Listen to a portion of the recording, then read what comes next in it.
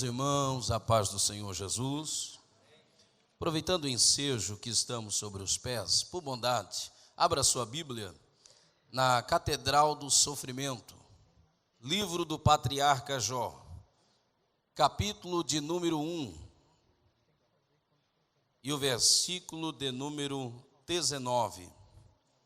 Livro do patriarca Jó, capítulo de número 1 e o versículo é o de número 19. A Catedral do Sofrimento. Jó capítulo 1, verso 19. Possível e provavelmente um dos primeiros livros da Bíblia a serem escritos. Jó capítulo 1, verso 19. Esperar que os irmãos localizem o texto. Enquanto vocês localizam, deixa eu lhes fazer uma pergunta. Quem está feliz pode dizer um amém? Gente, está fraco. Quem está feliz, diga amém. Amém. Quem está amém, diga feliz. É bom ser crente, né, irmãos? Coisa boa, glória a Deus. Jó capítulo 1, versículo de número 19. Vamos à palavra do bom Deus que diz assim: Eis que sobrevindo um grande vento, grande aqui no hebraico é mega, um mega vento, vindo da além do deserto, Deus nos quatro cantos da casa, a casa de Jó nesse caso, e ela caiu sobre os mancebos, de sorte que todos morreram, e somente eu escapei para trazer-te a nova. Vou ler novamente. Eis que sobreveio um grande vento da além do deserto, e deu nos quatro cantos da casa, e ela caiu sobre os mancebos, de sorte que morreram, e só eu escapei para trazer-te a nova. Eu queria que, se fosse possível, eu queria que antes de assentar-se, você gentilmente virasse para quem está do seu lado. Eu não sou muito costumeiro a fazer isso, mas é sintomático, é pedagógico, é só para você não esquecer, tá bom? Eu queria que gentilmente você dissesse para alguém que está do seu lado, numa palavra de fé, você dissesse para quem está do seu lado: irmão, a casa caiu. Você pode dizer isso, não? É difícil dizer isso? Vamos lá? Então diga para o seu irmão: irmão, a casa caiu. Hoje é culto da família, pregador, tem alguma coisa errada. Diga para o seu irmão: a casa caiu. Mas antes dele assentar, diga para ele: mas dá glória a Deus que você escapou com vida. Agora eu pensei que ia ficar um pouquinho melhor. Então vamos lá, irmão, a casa caiu, mas dá glória a Deus, porque você escapou com vida. Só quem crê na Bíblia, diga amém.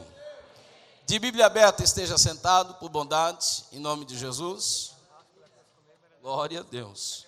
Queridos, constitui-se uma alegria indizível poder retornar a esse santuário, poder estar aqui mais uma vez com vocês, poder cumprimentar toda a igreja de um modo geral, os internautas, os irmãos que nos acompanham.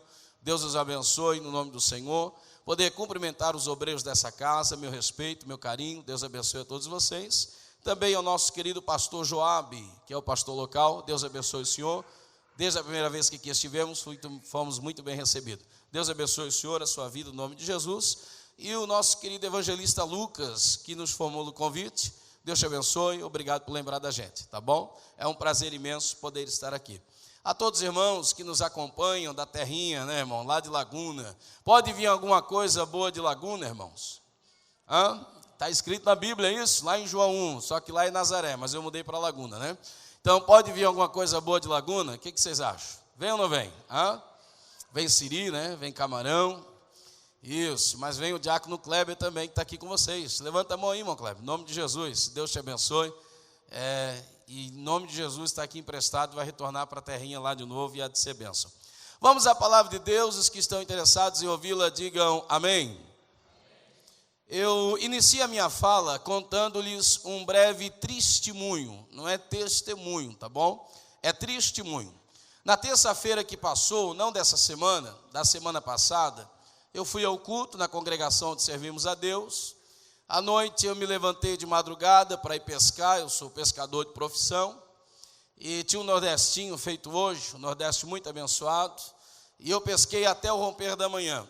Quando o romper da manhã deu, eu liguei o motorzinho lá do meu bote, o bote artesanal, e simplesmente fundiu o motor do bote.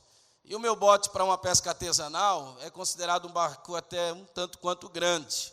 E remar contra o Nordeste não é nada fácil. Então eu cheguei em casa extremamente cansado e eu disse à esposa, eu não vou nem dormir, eu vou pegar a moto e eu vou à procura de um mecânico para que arrume o motor do meu bote. Quando eu vou ligar a moto, gente, queima a placa do painel da moto. E eu fiquei sem motor e sem moto. Então eu disse, empresta a tua moto. Peguei a moto dela para poder ir atrás de um mecânico agora para a moto. E fundiu a parte de cima do motor da moto dela comigo em cima. Eu não sei se é o excesso de peso, mas foi isso que aconteceu. E daí eu fiquei sem o motor, sem a minha moto, sem a moto dela. Peguei a minha caminhonete, peguei a doblô, coloquei o motor com muito sacrifício dentro e saí à procura de alguém que arrumasse o motor. Eu não sei se para minha alegria ou para minha tristeza, se vocês quiserem acreditar, acreditem, se não fazer o quê? Mas estragou a minha caminhonete também. E eu acabei de pegar agora 7:10, tá bom? E eu estou nessa função. Quando tudo isso acontece, eu chego em casa e tem um irmão da nossa igreja muito abençoado, mas ele gosta demais do Jó, irmão, ele gosta demais, né? É mais ou menos assim, vamos ouvir uma palavra pelo nosso irmão que vai pregar sobre Jó. Então, ele é um homem muito abençoado, mas ele gosta muito de falar do Jó. E quando eu cheguei em casa, ele disse, Pai do Senhor, como é que está? Contei a história para ele, que eu estou lhes contando. Ele disse, irmão, isso é a prova de Jó, irmão, que prova. Eu disse para ele, não, irmão, o senhor não fala isso. Se o Jó ouve você falar isso, ele ressuscita da tumba e ele vem te pegar pelos pés na madrugada. Você não fala um negócio desse. E daí eu comecei a explicar para eles, e foi da onde originou-se a mensagem que eu quero pregar-lhes nesta noite. E eu aproveitei o ensejo e comecei a dizer para ele, irmão, a gente fala muito, e a Bíblia nos ensina isso, até porque 1 Coríntios 10:11 diz que o que escrito está escrito para nosso exemplo, não para nossa vergonha.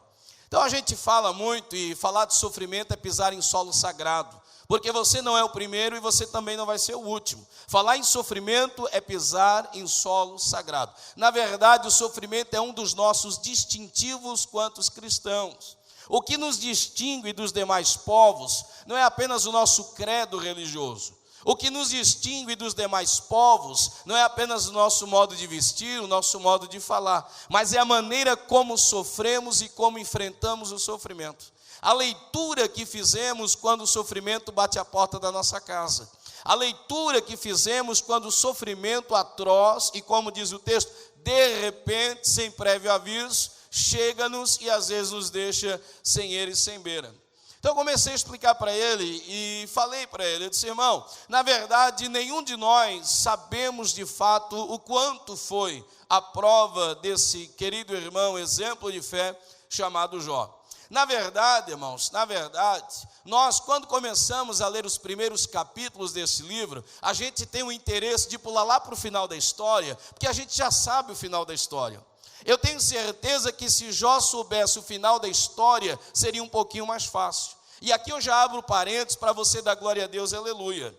Por quê? Porque você não sabe o final da sua história. Então, quando você está iniciando a sua história, quando você está enfrentando algumas intempéries da sua vida, às vezes você está vivendo uma realidade totalmente obscura, você está vivendo um momento da prova e Deus está falando de bênção. Aí você diz, mas não condiz, não é coerente, o que eu estou vivendo não tem nada a ver com aquilo que Deus está falando. É que você vive no Cronos, esse é o teu tempo, eu vivo no Cronos, Deus vive no Kairos, Deus vive no outro tempo, Deus está no outro tempo. Então você está aqui diante da prova vendo a barreira, Deus já te vê do lado de lá ultrapassando a barreira e alcançando a vitória. Então você pode dar glória a Deus por isso, porque se você soubesse o final da história, seria muito mais fácil passar por ela. Você está entendendo isso? Só que o Jó não sabe o final da história e ele está enfrentando. Aí eu comecei a dizer para ele, irmão, a prova de Jó só seria possível, primeiro, se eu tivesse 10 filhos, e eu não tenho 10 filhos. Segundo, se eu tivesse 10 filhos, eu precisaria perdê-los todos em um só dia. Detalhe, para ter a prova de Jó, eu teria de ser um dos homens mais ricos do mundo, e eu não sou, nem mais e nem menos. E além do mais, eu teria que no mesmo dia que perder os meus 10 filhos, eu teria que perder todas as minhas herdades. Eu teria de perder todo o meu patrimônio. E do homem mais rico do mundo, talvez um deles, eu teria de me tornar um dos homens mais pobres da terra, a ponto de mendigar. Se eu fosse enfrentar a prova de Jó, ainda assim eu teria de dias posteriores a isso, sofrer de uma chaga maligna, uma doença degenerativa que me conduzisse à morte. E ainda assim eu não teria a prova de Jó. Por quê, irmão? Por que você não teria a prova de Jó? Nós não teríamos a prova de Jó porque nós temos precedentes na história. Eu disse a vocês no início da minha fala que falar em sofrimento é pisar em solo sagrado. Eu disse a vocês que falar da minha fala, falar de sofrimento, é entender que eu não sou o primeiro e não vou ser o último.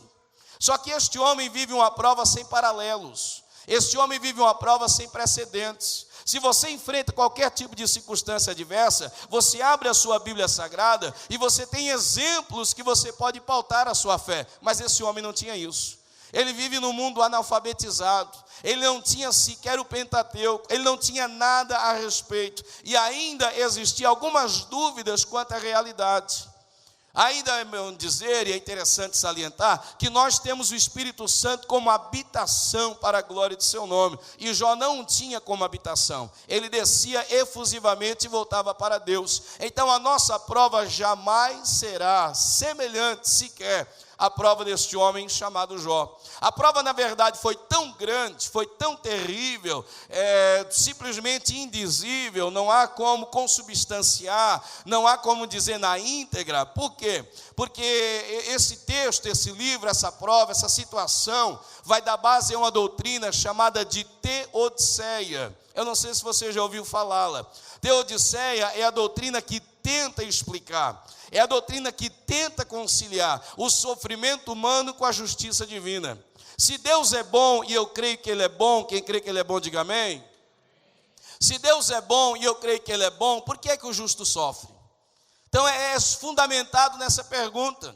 Na verdade, a grande maioria de nós lê Jó capítulo 1, lê Jó capítulo 2, que é a parte da história. Quando começa a filosofia em Jó capítulo 3, a grande maioria de nós faz assim, ó. A grande maioria de nós vai passando rapidamente as folhas e nem observa o que está escrito, porque é uma filosofia, eles vão filosofando. Na verdade, todo o intuito desse livro está pautado nessa espinha dorsal. Responder o quê? Porque é que um justo sofre.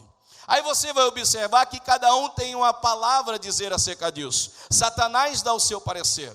Satanás vai dizer o justo sofre porque não é tão justo assim. Satanás vai dizer o justo sofre porque Deus não é tão bom assim como vocês pensam que eles são. Os amigos de Jó também vão dar o seu parecer. Os 4 amigos de Jó, cada um vai dar o seu parecer acerca do sofrimento de um justo. A mulher de Jó também vai abrir a sua boca. E o próprio Jó também vai abrir a sua boca. Só que é interessante, por quê? Porque os homens falam e Deus se cala. Gente, isso aqui é lindo demais. Quando a gente fala demais, Deus se cala. Mas quando chega no capítulo 38, os homens se calam. Aí Deus começa a falar. Eu ouvi um amém, eu vou dizer de novo. Enquanto você começar a tagarelar, enquanto eu e você nós falamos demais, Deus se cala. Mas quando nós aprendemos a nos calar, Deus falará em nosso favor. Eles não têm a resposta, mas tentam falar. Deus tem a resposta, mas silencia. Olha que interessante. Aí lá no capítulo 8, Deus vai responder a Jó. A pergunta é, por que o justo sofre? Lá no capítulo 38, Deus começa a responder. E você sabe qual é a resposta de Deus para essa pergunta? A resposta de Deus não é resposta, é pergunta. Vou dizer de novo. A resposta de Deus não é resposta, é pergunta. Eles estão perguntando. Quando Deus vai abrir a boca para falar, sabe o que Deus faz? Deus continua perguntando. E por quê, irmão? Aprenda esse princípio bíblico. Porque na Bíblia, Deus não responde perguntas. Deus responde respostas, ok? Vou dizer de novo, Deus não responde perguntas, Deus responde respostas. Ele é Deus, gente, Ele é soberano. Quando Jó está naquele questionamento todo, Deus faz a seguinte pergunta, capítulo 38, aonde estavas tu? A questão não é onde estava eu, a questão é onde estava o Senhor no momento da minha prova. E Deus disse, você quer saber onde é que eu estava? Primeiro me responda, aonde estavas tu? Aonde estavas tu quando eu findei a terra? Aonde estavas tu quando eu dei limite ao mar? Aonde estavas tu? E a pergunta de Deus é uma pergunta retórica, é uma pergunta sem resposta. E acaba o livro de Jó sem a resposta. Você não tem uma resposta em definitivo porque o justo sofre. Agora a questão é, quando você vê o primeiro estado de Jó, quando você vê o último estado de Jó, quando você vê que o último estado é melhor do que o primeiro, você entende o seguinte: ainda que eu não entenda todo o sofrimento, ainda que eu não entenda o porquê do sofrimento, mas a verdade é, se for em Deus, vale a pena sofrer por uma boa causa. Vou responder de novo, vou dizer de novo. Ainda que você não entenda o sofrimento, se for em Deus, vale a pena sofrer por uma boa causa. Quando Deus vira o cativeiro de Jó, acabam as perguntas. Para que é que nós vamos perguntar? Para que é que nós vamos ficar questionando se quem viu o último estado, comparando com o primeiro, pode dizer o que Jó disse? E o que é que Jó disse? Capítulo 42. Antes da prova eu te conhecia só de ouvir falar, mas depois que eu tive na prova, agora eu sei de fato quem tu és. Bendito seja Deus. Salmo 119, verso 71, a Bíblia diz assim, foi-me bom ter sido afligido. Irmão, acredite nisso, você não gosta e eu também não gosto, mas nos é bom sermos afligidos. E o salmista responde, por quê? Porque antes eu andava errante, mas depois da aflição, agora eu conheço o teu caminho. Glória a Deus por isso. Gente, esse livro, respondendo essas questões, ele vai nos ensinar, ele vai dar algumas aberturas, que é muito interessante. Por exemplo, este livro vai explicar acerca do casamento monogâmico. Dentro de um sofrimento, Deus usa o sofrimento de Jó para explicar acerca da família. Por exemplo, Jó 42:10, a Bíblia diz que Deus deu tudo em dobro para Jó. Você acredita nisso? Sim ou não? Não, está fraco. Deus deu tudo em dobro para Jó, amém? Mas ele deu duas esposas, sim ou não? Ué, mas ele deu tudo em dobro.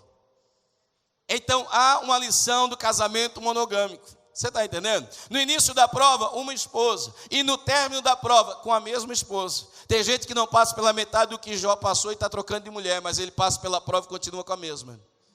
Quando você chegar em casa, você dá um toquezinho para o teu marido e diz assim, ele passou pela prova e continuou com a mesma. Você está aí não, amém? Quer ver outra lição, gente? Aqui, no Antigo Testamento, não apenas em Jó, o próprio sábio Salomão, em toda a sua sapiência, em toda a sua sabedoria, você sabia que com relação à vida eterna, havia algum obscurantismo? Salomão, por exemplo, parece ser bicotromo. Salomão parece não conseguir responder a questões simples que nós respondemos, como a tricotomia. Nós sabemos que nós somos corpo, alma e espírito, parece que Salomão não sabia disso. Salomão não tinha muitas relações quanto à eternidade. Salomão disse assim, olha, o homem quando morre, a carne, aqui o corpo volta ao pó, tomba. E o espírito volta a Deus. E a alma, Salomão? Salomão não sabe falar da alma.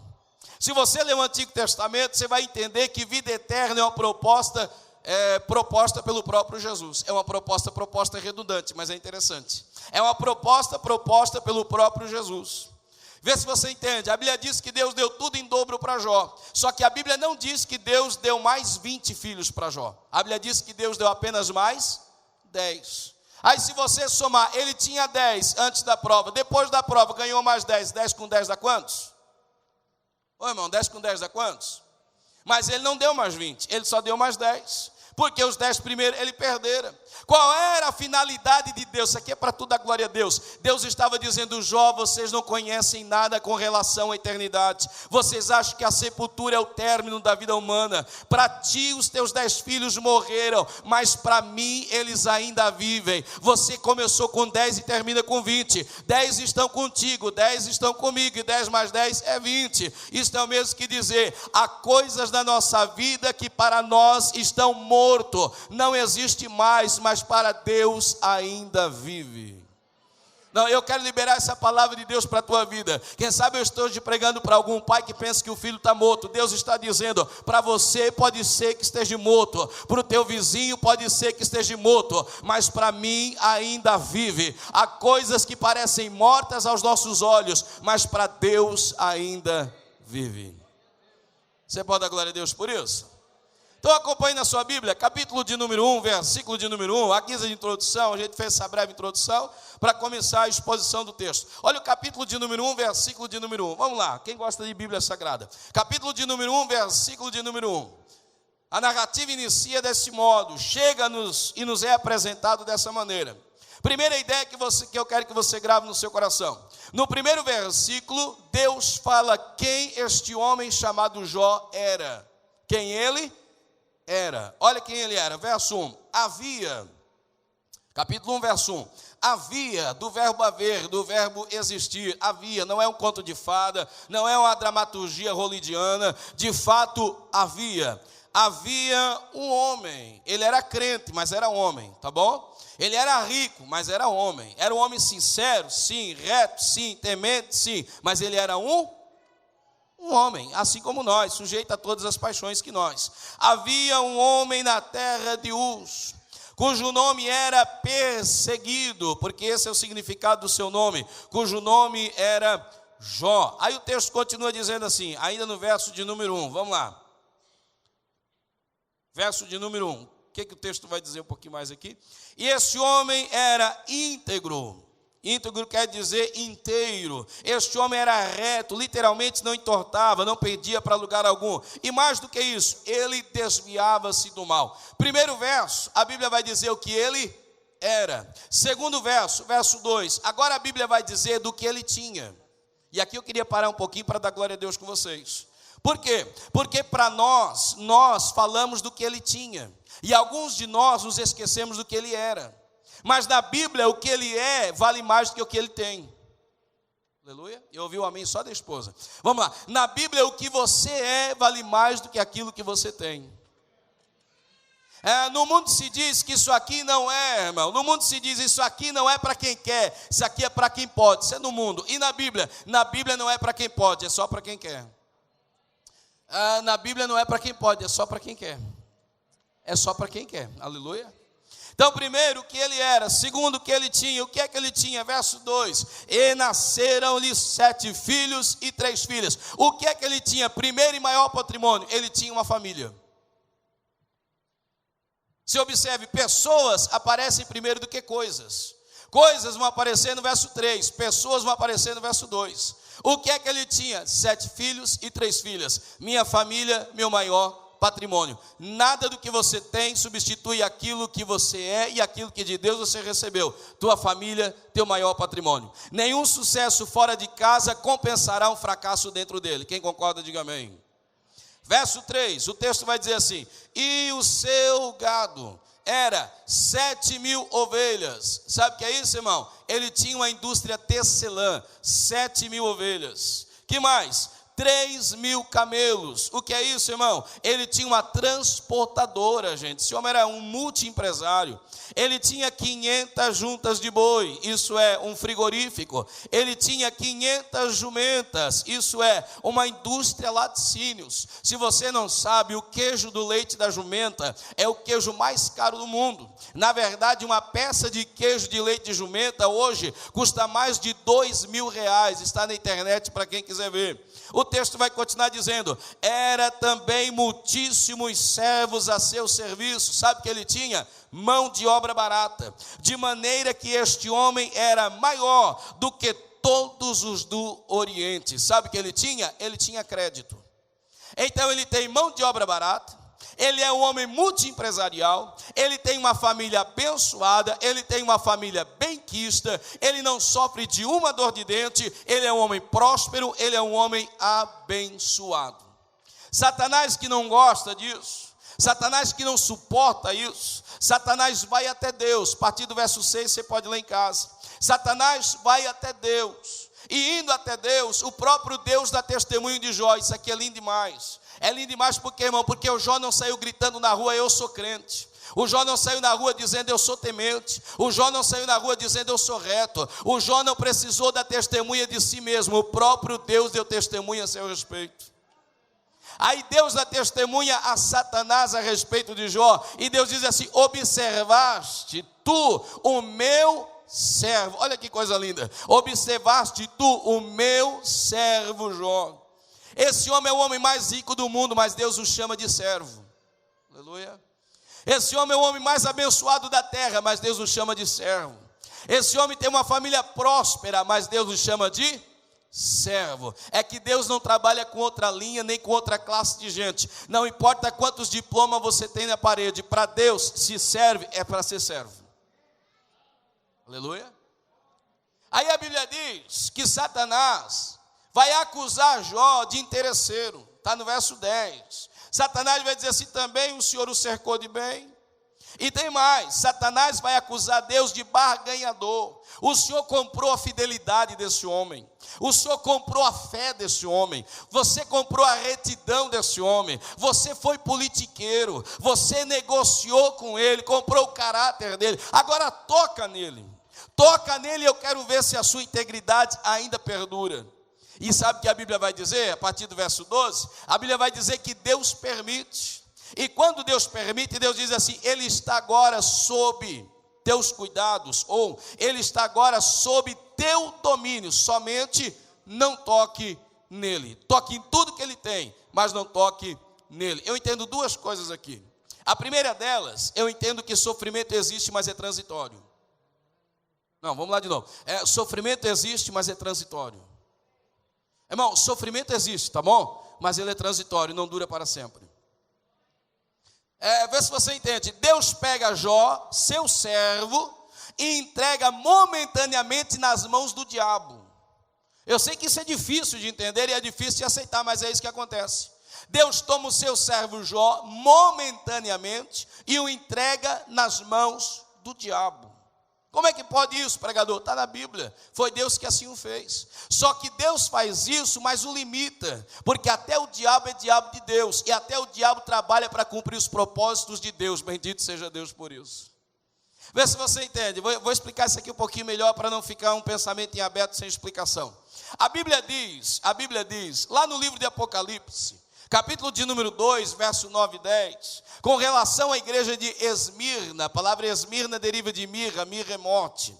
E com relação a esta igreja, o próprio Deus fala dizendo: tereis uma tribulação de 10 dias, e Satanás lançará a mão de vós, eu permitirei, e vos lançará na prisão, mas é só por quantos dias? É só 10 dias. Isso é, o sofrimento existe, mas não dura para sempre. Então, em nome de Jesus, receba força e fé. O sofrimento existe, não negue, mas acredite, não vai durar para sempre.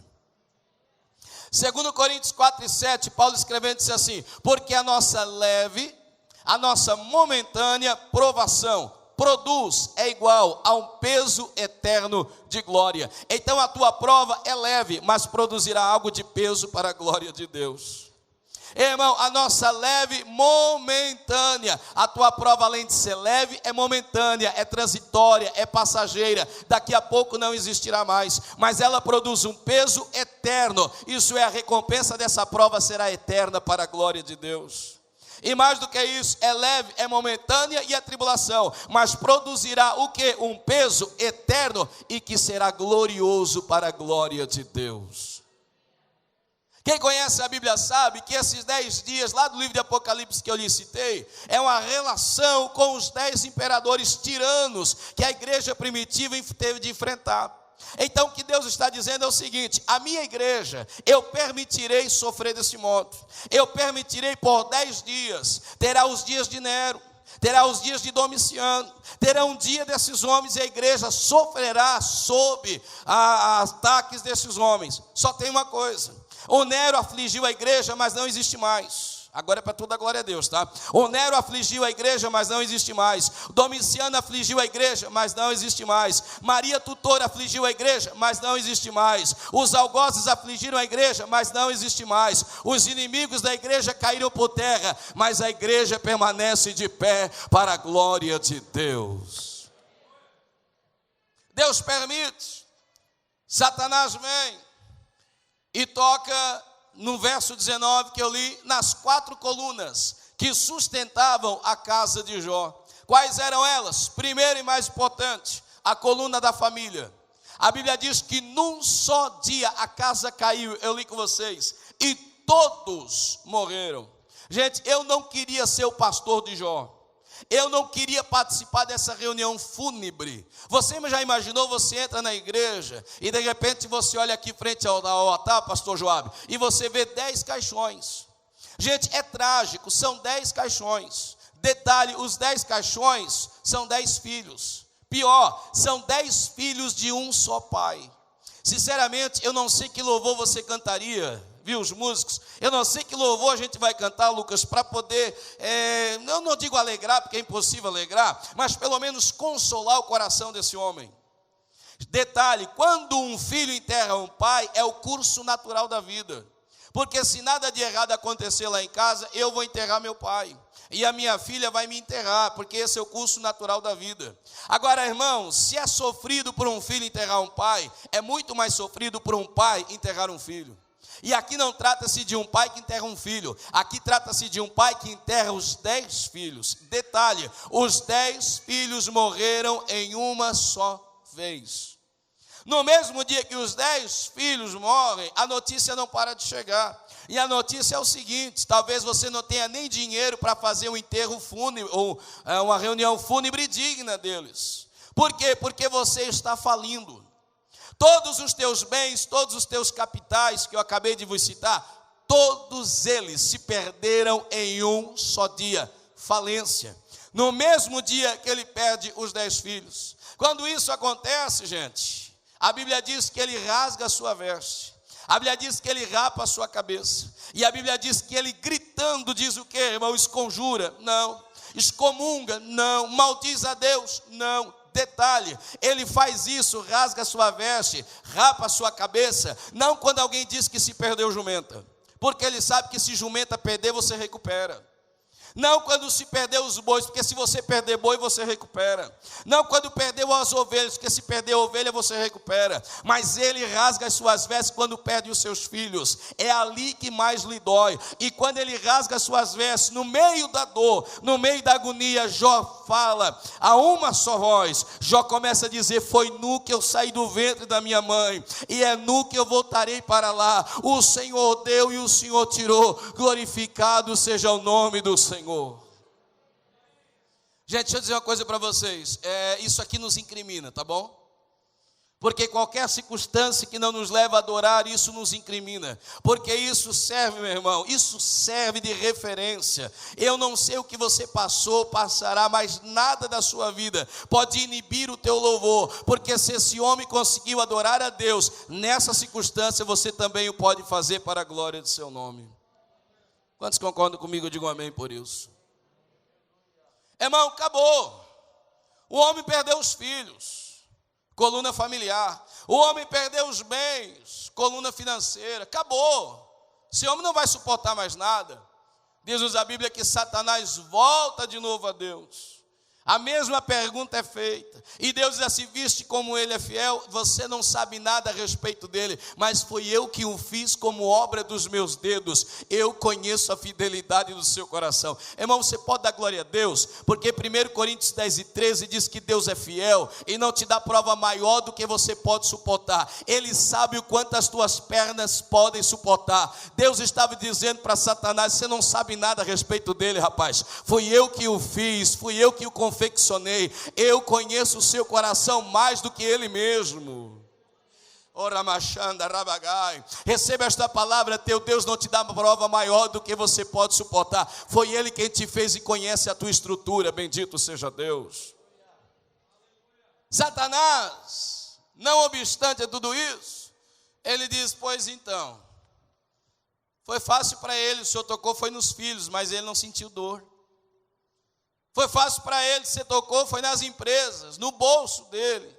Mas ele tem saúde, ele recupera. Quero ver se você tocar nele, porque pele por pele, o homem dará tudo que tem pela sua vida. Sabe o que Deus diz? Pois até mesmo a sua saúde agora está nas tuas mãos. Só tem uma coisa: não lhe tire a sua vida. Gente, eu acho lindo demais. São detalhes, é para quem gosta de Bíblia. Jó 2:7 diz assim: então Satanás saiu da presença do Senhor e feriu a Jó. Só fere o Jó quem sai da presença de Deus. Vou dizer de novo: só fere o Jó da vida quem sai da presença de Deus. Você conhece alguém que está ferindo um, ferindo outro? É que ele já saiu da presença de Deus. Enquanto estiver na presença de Deus, você não consegue ferir ninguém, porque a presença de Deus é saradora. Bendito seja Deus. Ele sai, e agora vai tocar na terceira coluna de Jó. Que coluna é essa, irmão? Ele vai tocar na sua saúde física. Jó 2:7 diz que ele lhe fere com a chaga maligna. E a Bíblia vai dizer que do alto da cabeça à planta dos pés, ele é coberto de chagas. Ele está com a chaga maligna, quem sabe uma lepra, a ponto de que Jó 2:8 diz que a única coisa que lhe resta é um caco de telha para se coçar. Aí o capítulo 3, verso 24 do livro de Jó, vai dizer que ele está sentindo fastio, ele perdeu o apetite, porque ele é pobre e não tem o que comer, porque ele é doente e não tem vontade de comer. Aí Jó capítulo 7, verso 5, a Bíblia diz que ele está gretado. Ele disse assim: as minhas carnes têm torrões, as minhas carnes têm feridas abertas, eu sinto os bichos comendo a minha carne, ela está gretada. Eu não sei que enfermidade ele está sofrendo, mas eruditos dizem que era possível olhar e ver os bichos comendo a sua carne. Jó está completamente bichado. Capítulo 9, verso 18, vai dizer que ele sofre de problema cardiorrespiratório. Nem respirar direito ele consegue. Nem fazer o que eu e você às vezes fizemos, sabe? Nem isso Jó consegue fazer direito. Capítulo 19, verso 14, diante de toda essa situação, meu irmão, é um homem, não é um robô. É um homem, tem sentimento. Capítulo 19, verso 14, diz que ele está deprimido. Diz que ele está com depressão, diz que ele não suporta mais e diz: cadê os meus parentes, cadê os meus amigos? Eu me sinto só, isolado. Capítulo 19, verso 17, ele diz que está com um mau hálito terrível, que nem a sua mulher suporta mais. Capítulo 19, versículo de número 20, a Bíblia diz que ele está esquelético. Ele diz: eu estou pele e osso, eu sinto como que se a minha carne estivesse entre os meus dentes. Capítulo de número 30, verso de número 17, ele diz que está com insônia. Capítulo 30, verso 30, ele diz que está com uma febre tão intensa que ele sente como que a pele do seu corpo estivesse mudando de cor. Ele está delirando por causa da febre. Quando a esposa vê ele nesse estado, nessa situação terrível, a Bíblia diz, Jó 2:9, que a mulher olha para ele e diz: ó homem, eu não suporto mais, não dá mais para aguentar te ver nesse estado, amaldiçoa esse teu Deus e morre, vai embora. Põe um ponto final nesse teu sofrimento. Aí ele toma a palavra e diz: ó mulher, falas como uma doida qualquer.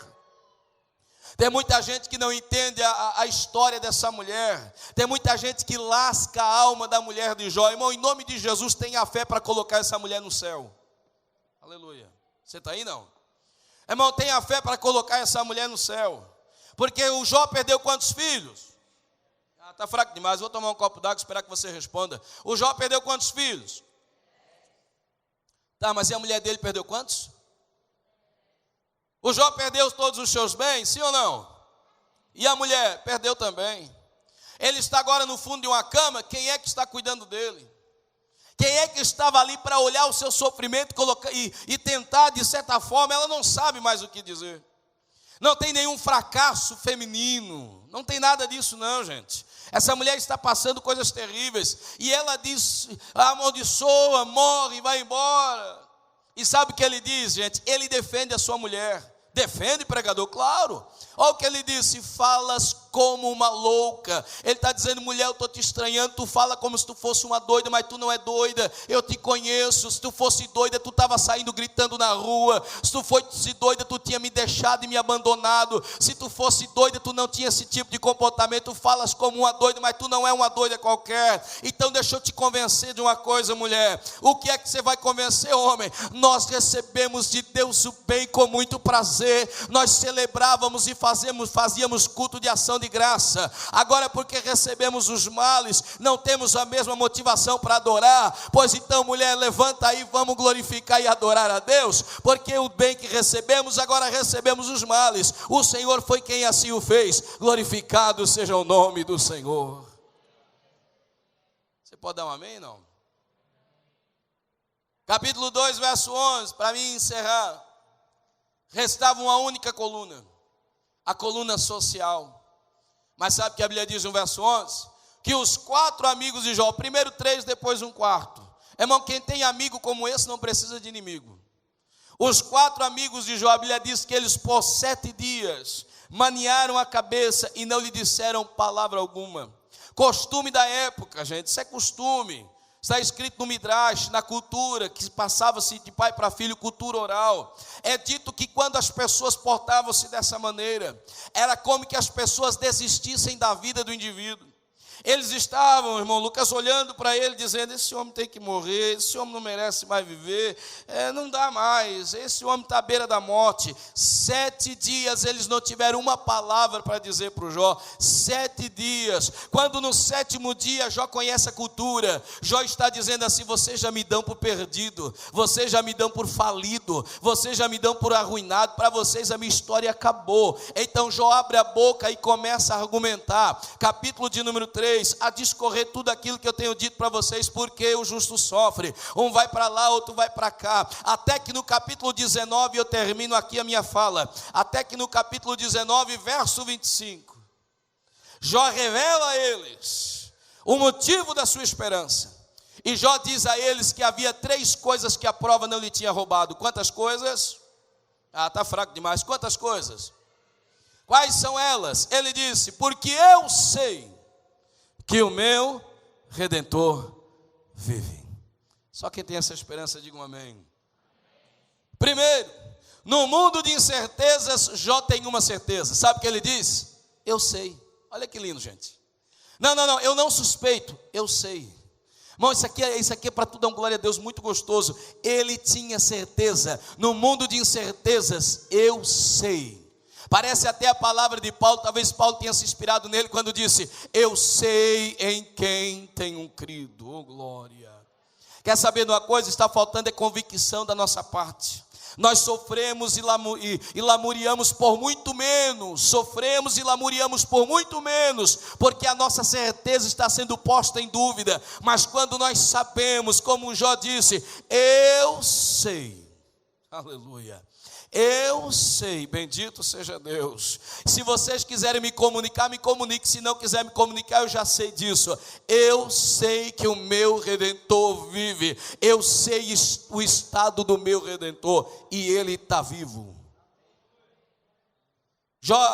Paulo escrevendo disse em Romanos 8, 28, todos sabemos, todos conhecemos. O texto que diz assim: sabemos que todas as coisas... Primeiro, Paulo disse: sabemos, não suspeitamos, nós sabemos. Nós não deduzimos, nós sabemos. O que é que nós sabemos? Que todas as coisas, todas, inclui o que você gosta e o que você não gosta, que todas as coisas cooperam para o quê? Para o bem de quem? Daqueles que amam a Deus.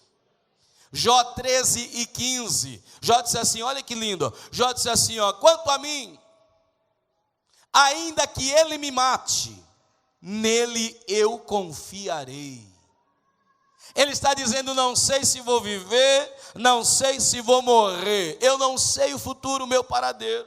No estado que eu me encontro, eu não sei por quanto tempo mais habitarei aqui, mas saiba de uma coisa: enquanto eu estiver aqui, nele eu confiarei. Oh glória!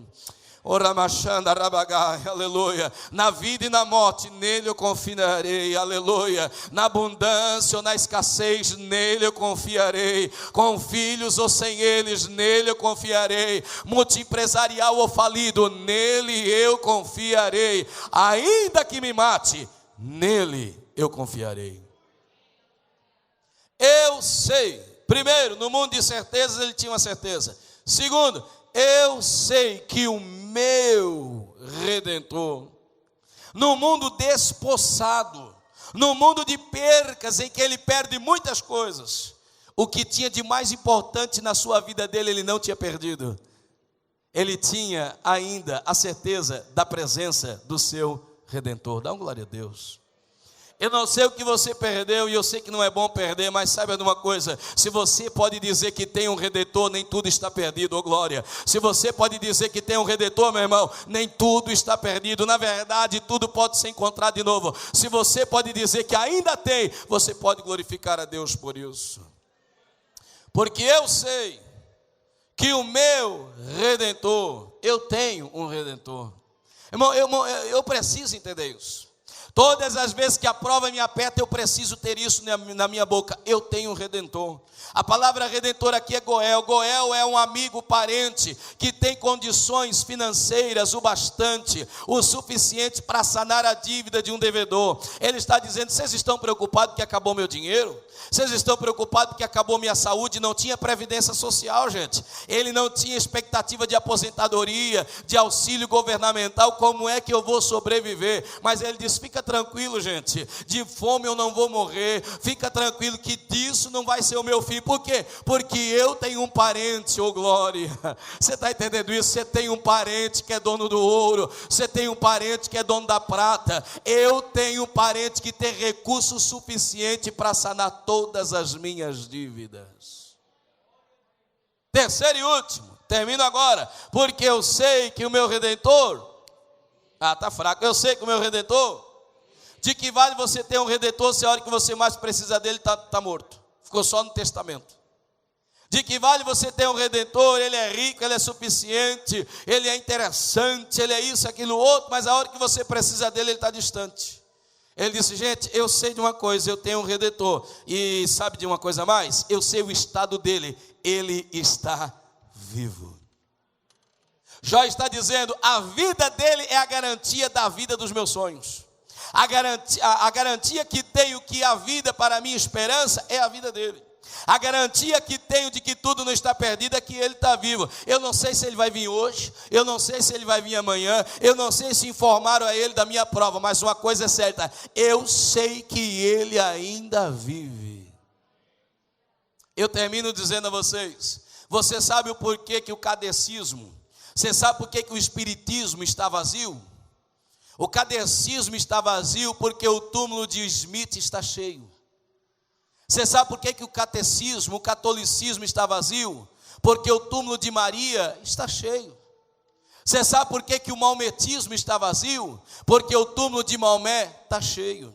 Você sabe por que o budismo está vazio? Porque o túmulo de Buda está cheio de ossada, está cheio de jaz, está cheio de jazigo, está cheio de lápide, está cheio, meu irmão, de alguma coisa que lembre morte. Lá está aqueles que tentam autentificar e poder consubstanciar a fé dos mesmos. Então lá está cheio, e porque lá está cheio, eles estão vazios. Agora você sabe por que a igreja está cheia? Foi muito fraco. Você sabe por que a igreja está cheia?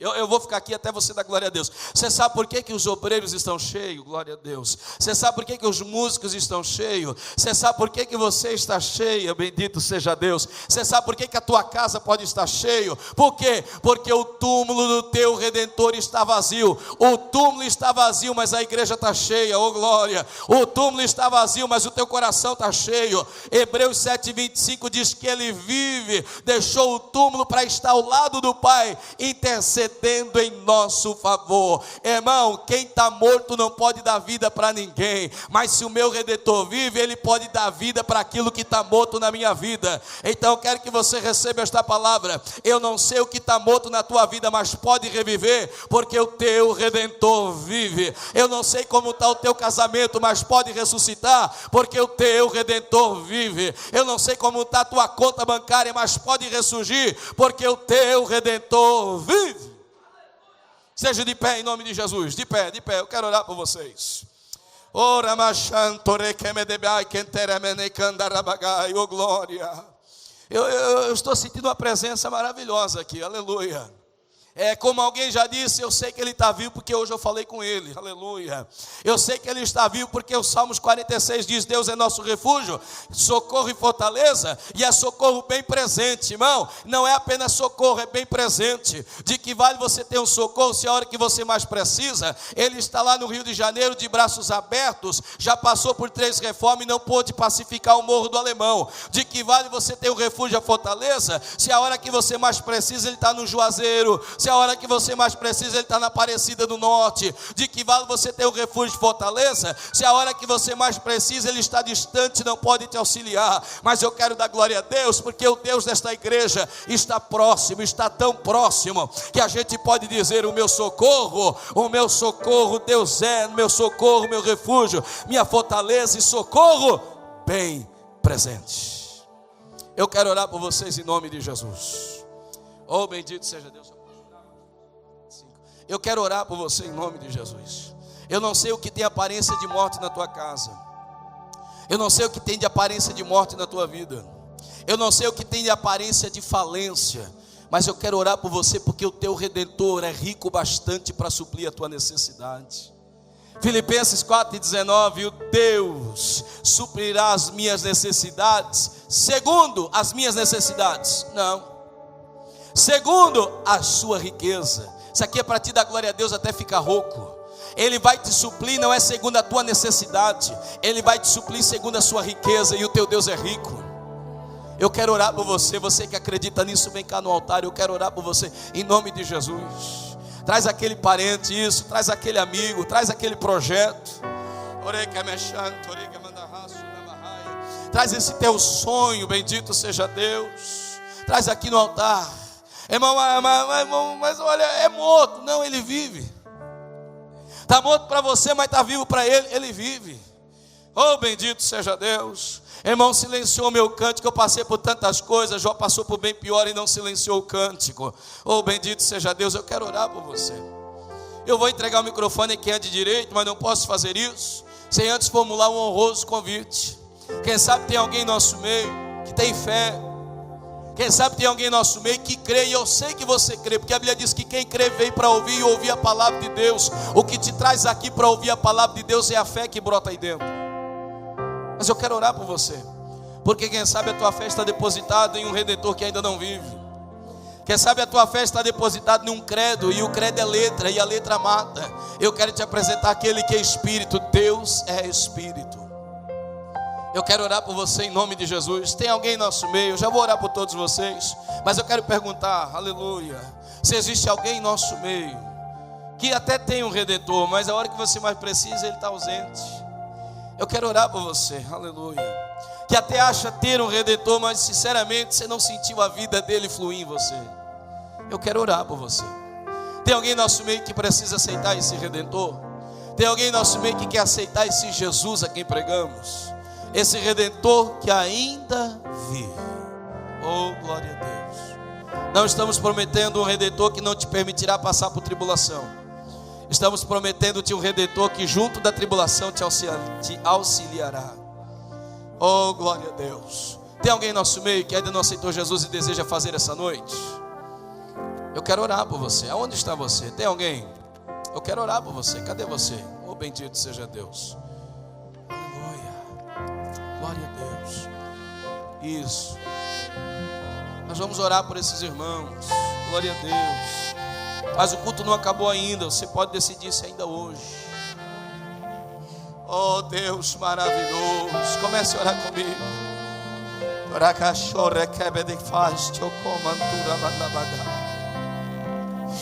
Oh, Deus, a minha alma regozija-se em Ti, oh Deus. Porque a minha alma tem a convicta certeza de que o Senhor está vivo.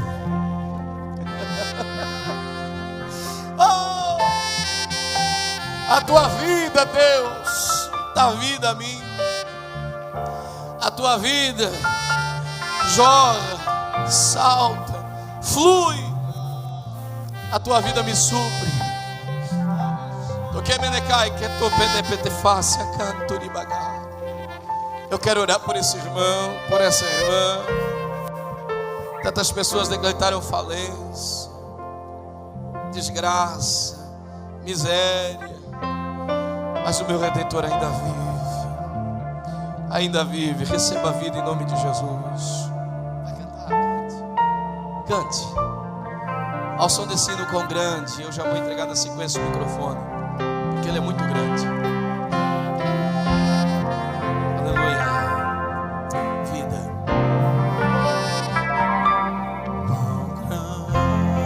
Vai, você que conhece. Meu Deus, cantarei quão grande é meu Deus, e todos são de fé. Quão grande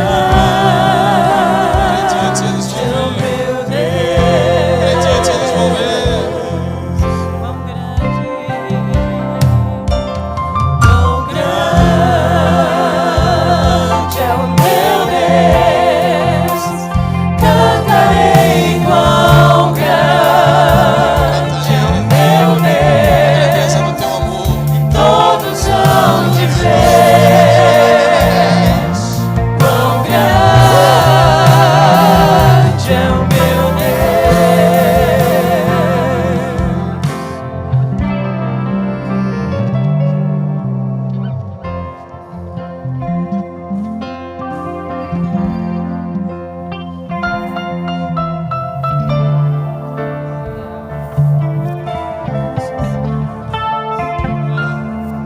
Glória a Deus. Pai, nós te apresentamos os teus filhos diante do teu altar nesta noite.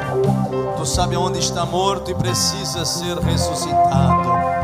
E nós sabemos que tu és vivo e tu és grande. E aqui está o teu povo diante do teu altar. E eu creio que a vida está em tuas mãos.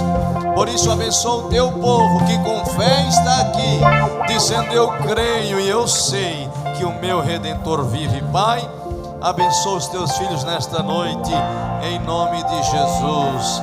Amém e amém.